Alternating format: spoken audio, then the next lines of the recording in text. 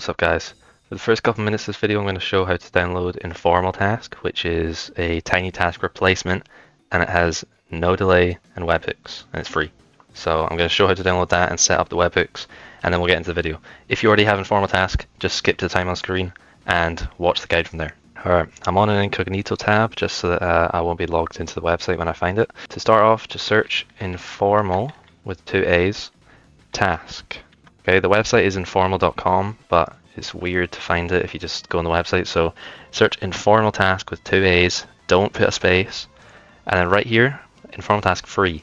Click on that, and this link, I'll put it in the description so you can just click on it, you don't have to search for it, but that is how you'd look for it if you were searching. It's free. Sign in to download. This will just take you to Discord, so I'll do this and then I'll be back. Okay, it does make you join the server, but it's not that big of an issue. You can just leave after if you want to.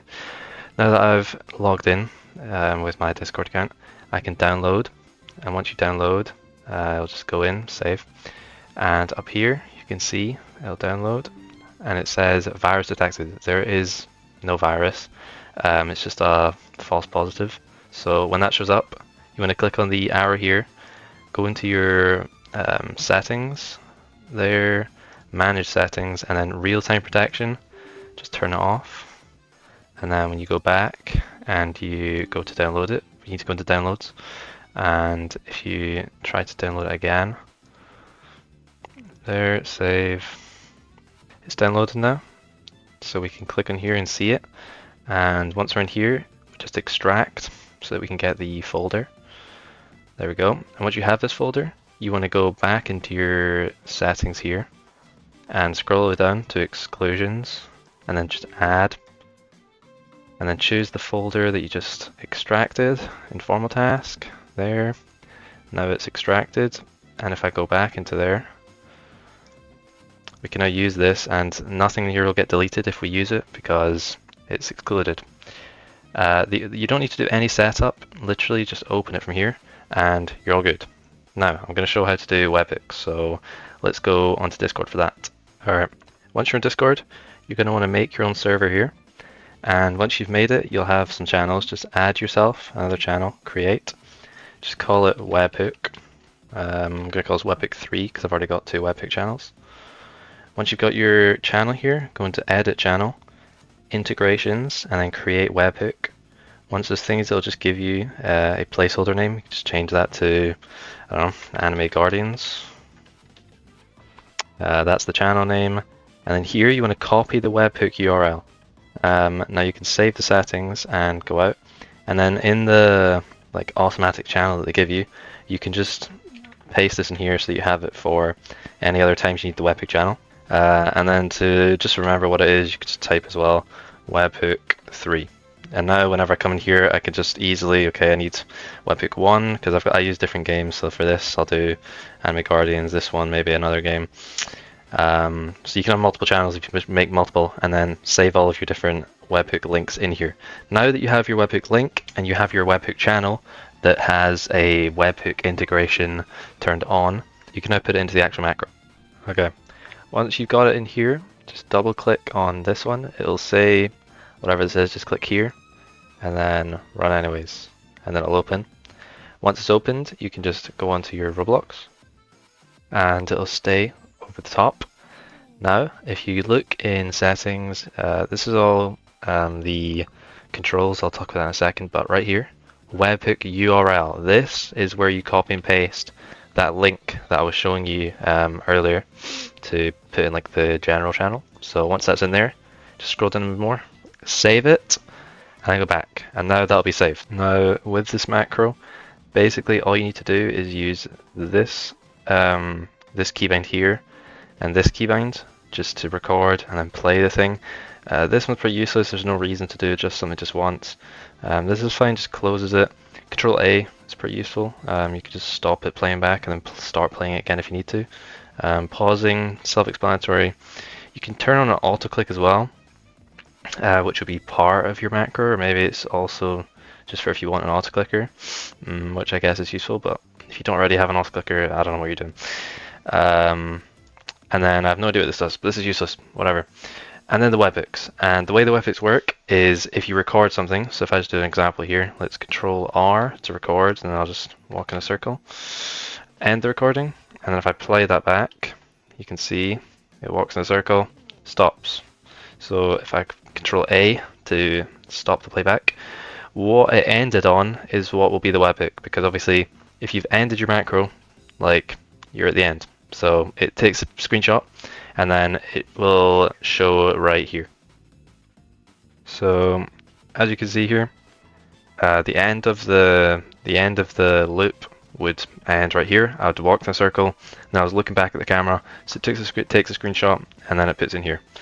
It's that simple, and now we can actually get on to making the guide. Let's go. Okay, time for the real guide. Sid, Senku, Robin. Sid, best trait, obviously, use Exodia. You need Exodia. Gold 3 is not needed, but it helps.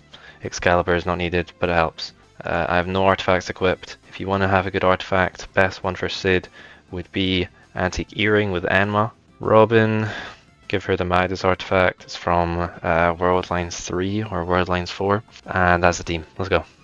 Okay, we're in the event now. Pick super fast waves. We're going to win the first game and then start the macro in the second. So I'll win this quickly and then I'll be back. I'm going to set myself up here. There's not really any reason. The only thing you need to do when you're setting up your position is have like an area that's far away from spawn available on your screen, because the boss kills units, so you don't want your farms and stuff to die. So just be safe, place them far away. And then right here, Sid can reach spawn. So this is a fine spot. I'm going to quickly win a game and then I'll be back and I'll actually record the macro, because I'm going to start recording on the end screen. Let's go. Okay, here we are. I've won. When you're setting up the macro, make sure obviously that your informal task window is off to the side. Also, this can be closed. If you just close it, it'll still work.